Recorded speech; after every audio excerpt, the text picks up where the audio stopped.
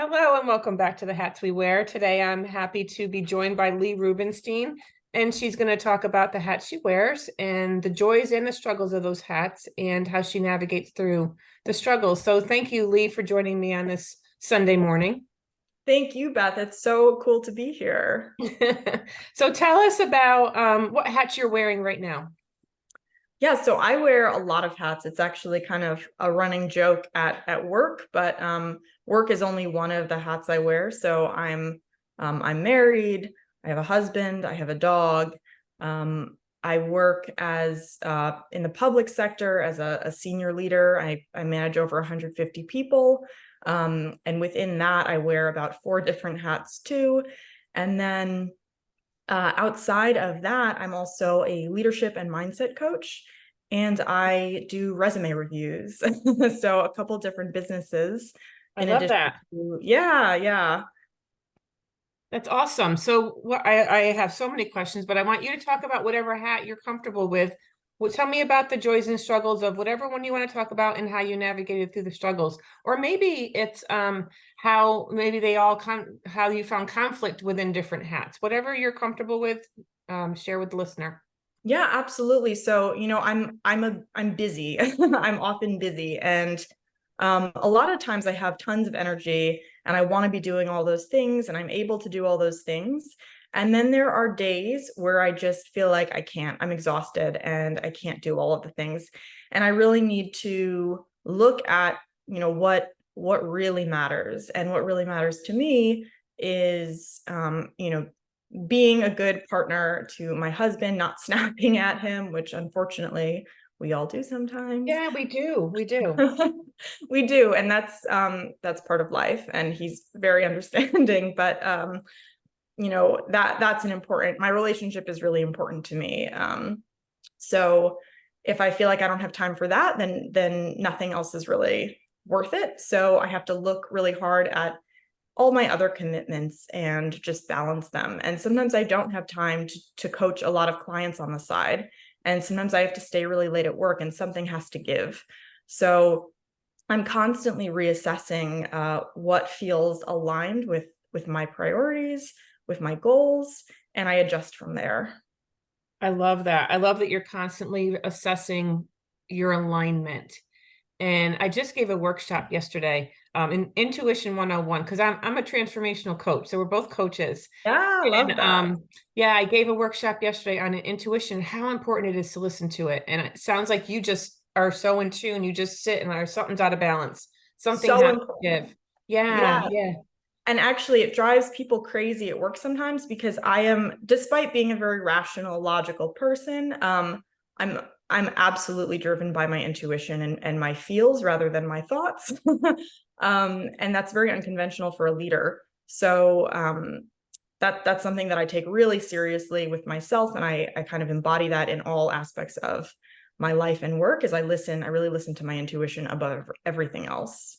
And let me ask you though, since that's unconventional in a leader, I think it should be conventional in a leader I because agree. if you lead by trusting yourself and you can help other people, how do you use that ability to really listen to yourself to help in that leadership role, or do you use it? I use it all the time. And what I find is that a lot of people sometimes question my decisions because I can't explain it rationally. I just feel like I know this is right. You're going to have to trust me. Oh my gosh, yes, yes.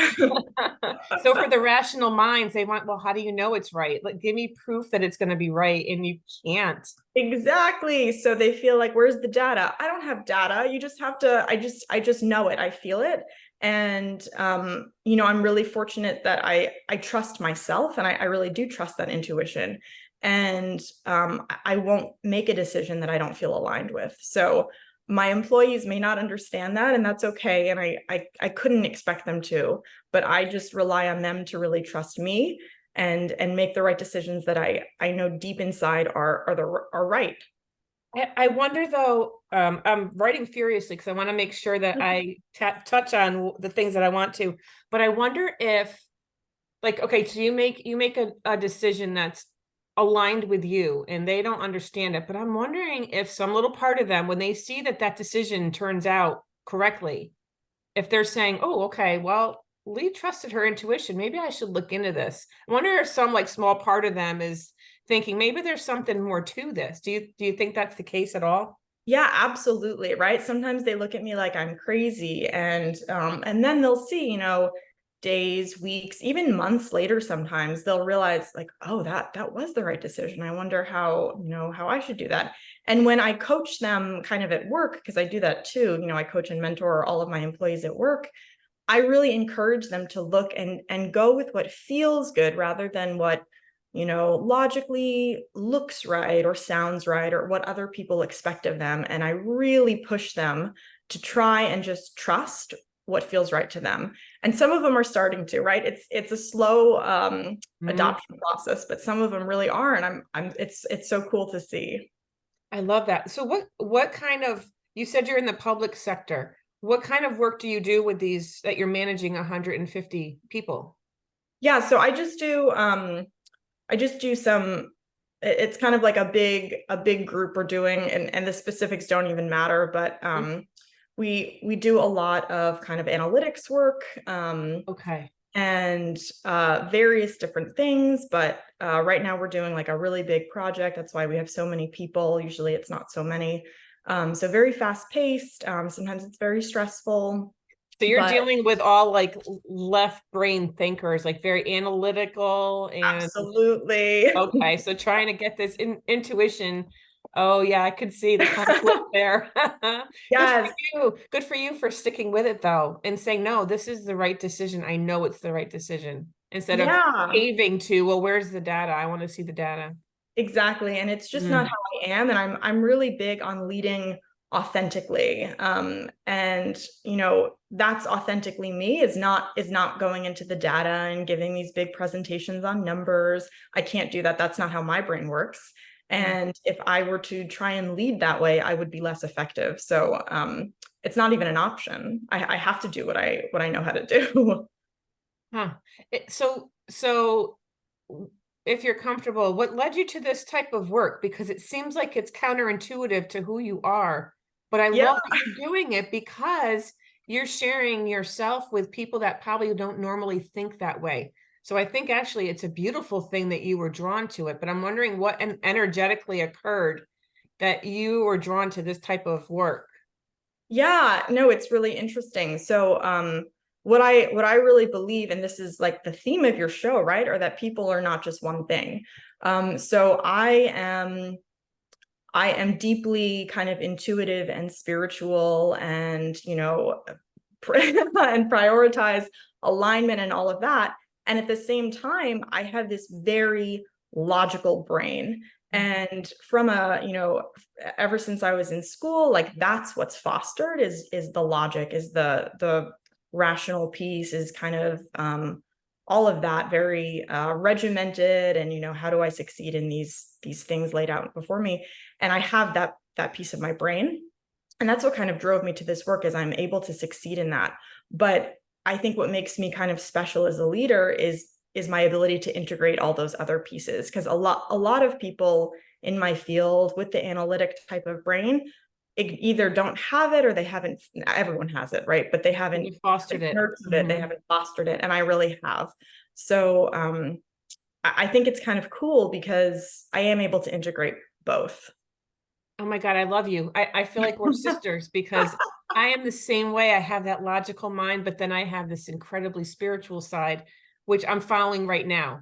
So the logic Yeah. was before, and now it's like all like coaching and so I'm an educational consultant as well. So I'm keeping my hand in that because I taught for 17 years, but so Yeah. much more like, with my coaching and mediumship, I'm a medium as well. Oh, So I all love it. that part is like really developing for me right now, but I can so So understand what you're cool. saying. I so get it. I so get it. Yeah, and that's really what drove me to be a coach kind of outside of work too, because I feel like I need to continue growing that piece of myself. So that's really what it's for everyone else, but it's also for me. And Oh that's yeah. yeah. Oh yeah, yeah, yeah. Because it fills your cup when you can see that you are helping someone else to unpack their stuff and help them with their mind. I imagine you're a perfect mindset coach. I would Thank you. just with your energy that I can feel from you. I bet you're great with your clients. Thank Um, you.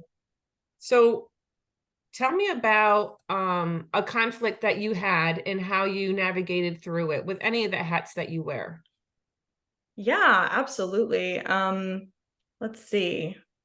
So, about maybe 6 months ago, I was part of this group. This was before I was managing the 150, but we were part of kind of a crisis group, and it was just incredibly long hours at work. And sometimes like 14, 16 hours a day, which is so counter to what I believe. Like, I am all about balance in all aspects, not just work-life balance, but balance in life, balance even at work. And this was absolutely throwing a wrench into everything I believe. And at the same time, I understood kind of the requirements in front of me, and I knew, okay, this is, I like to think of it as a busy season, right? It's not my life, but it's a season, and I can kind of get behind that. And I have to shift some priorities in my life to be able to maintain it, but I can do that. But at the same time, it gave me, 14, 16-hour days, horrible, right? Gave me very little time for, hanging out with my husband, my dog. My dog would like see me come home at 10 p.m. and feel like, who are you? Yeah, yeah. Right? No time for anything social, no time for my clients. No time for me. And it was really just kind of like, okay, the only things I can do right now are make sure I stay healthy, aligned with kind of what this phase is in my life, and do my job. And that was really hard for me, just because, again, it's so counter to everything I believe. And I had to keep reminding myself, like, this is temporary, this is a season, this is not forever, this is a season, and I'm going to continue to seek balance wherever I can, even under these different circumstances. But it was hard. It was hard to tell clients, no, I do not have time for you, because again, I needed to prioritize myself. And sometimes that's hard to do, especially as a coach. You want to be there for your clients, but really I need to be there for myself first. So it was a challenging time. I'm really glad it's over. Yeah. But So how did you take care of yourself on those 14, 16-hour days? Did you find pockets of time during the day? For any listener that can can feel what you're saying, like, oh my God, that's my life. How did you manage? How did you take care of yourself? yeah, so this is such a simple one, but the the first thing that really matters to me is food. Like, I would have to have food, and I actually think this was a huge difference on how I handled it than how someone else did. I would prioritize bringing enough food, healthy food that made me feel good, rather than, when I'm on hour 11, I'm not reaching for a candy bar, I'm reaching for some blueberries or, something else. So that was, I believe in like the healing power of food. um so a lot of people would kind of start crashing because they were eating junk all day, and I was eating these healthy snacks, healthy meals, and it made me feel so much better. So that's kind of a simple one that's well within your control. On the more kind of mindset piece, I would force myself to take a walk every single day. Whether or not I thought I had time, I would leave my desk, I would go outside, and that was like a must-have requirement. And I know it's really hard to pull yourself away, and you feel like, well, if I just, do this soon, I'll be able to leave earlier. No, that's not the reality. Get away from your desk, take a walk, see the sun, and you'll feel a lot better, and it keeps you centered. And then the last thing that I would do is sometimes I would just really take even 2 minutes to breathe, just to breathe, like deep belly breathing. I love breath work. So, people probably saw me at my desk and I felt like, I don't even care. You can see me doing Oh my 4-7-8, and that's fine. my God, 478. Oh, I love you so much. I taught my students that. Oh my, we were meant to meet. I'm telling you. Yes, breathing is so important. We don't understand how much of the day we shallow breathe. No, we Much don't. of the day, the bottom lobes of our lungs are like, please send some air down. Yes, absolutely. And every time I did it, I felt like, wow, did I need that? And we all need that. And then when you're doing that too, you realize like, oh my goodness, how long has my jaw been clenched? And how, right? Like you can just, you relax and your nervous system resets a little bit. And it is absolutely transformational in the middle of a busy day. I mean, everyone has 2 minutes. There's no excuse. There's So none. There's no excuse to not breathe. You can there's breathe no while excuse. you're working on your computer. And that's when you should be doing the breathing, because that's when you're feeling the stress and anxiety. So Exactly. instead of in and out 4-7-8 or 4x4, Yeah. I mean, Yeah. for anybody that doesn't know 4-7-8, please tell them. What is it? Oh, so simple. It makes such a difference. So Mhm. yeah, those are kind of the things that that really helped me through those times.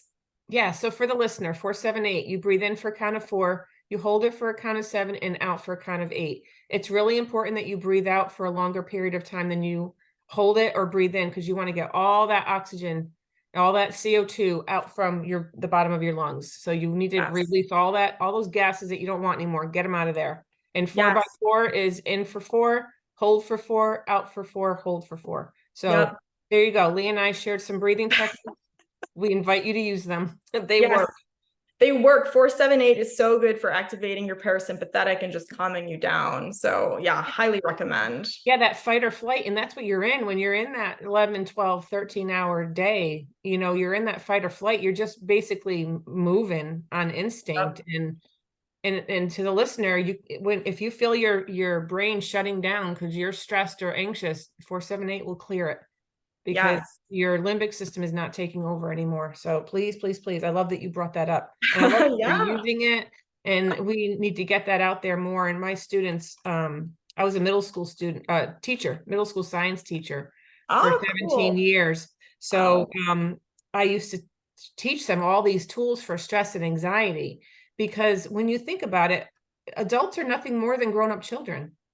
And They if you don't exactly. learn how to, so I'm really not doing anything much different right now working with adults, because they just never learned what I taught my students, how to handle Absolutely. stress and anxiety. And Yep.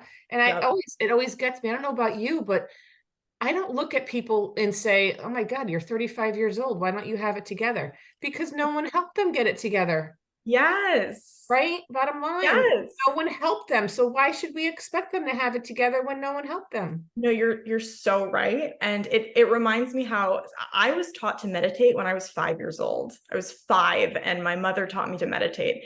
And at the time I felt like, whatever, what is this? This is silly. But I think growing up, knowing to meditate and knowing what that's about from such a young age, it's just part of me. And I think that learning that it helped me tremendously, but the 35-year-olds who don't know how to meditate, right, you're starting from scratch and it's much harder to get behind Yeah. instead of learning something like that as a child when it just becomes part of you. Yeah. So And right.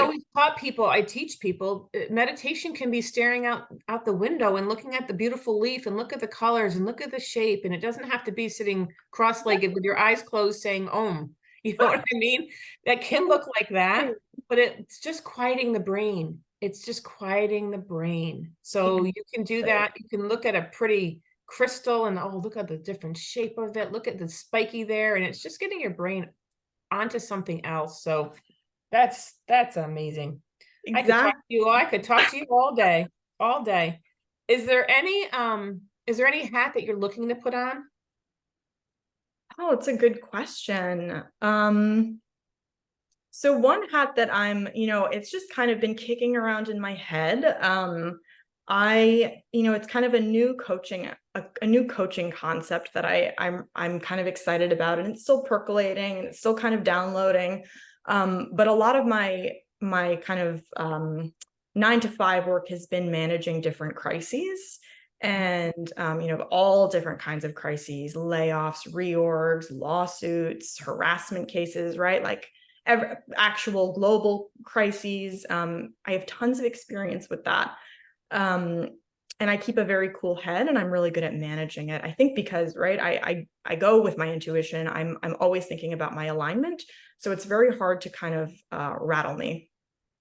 So what I've realized is that in the corporate world, there's so many kind of disruptions and crises, and there's really a need for a cool head to kind of come in and make those decisions. And be able to just help their workforce get through it, basically, and do it with alignment and create really kind of a conscious culture.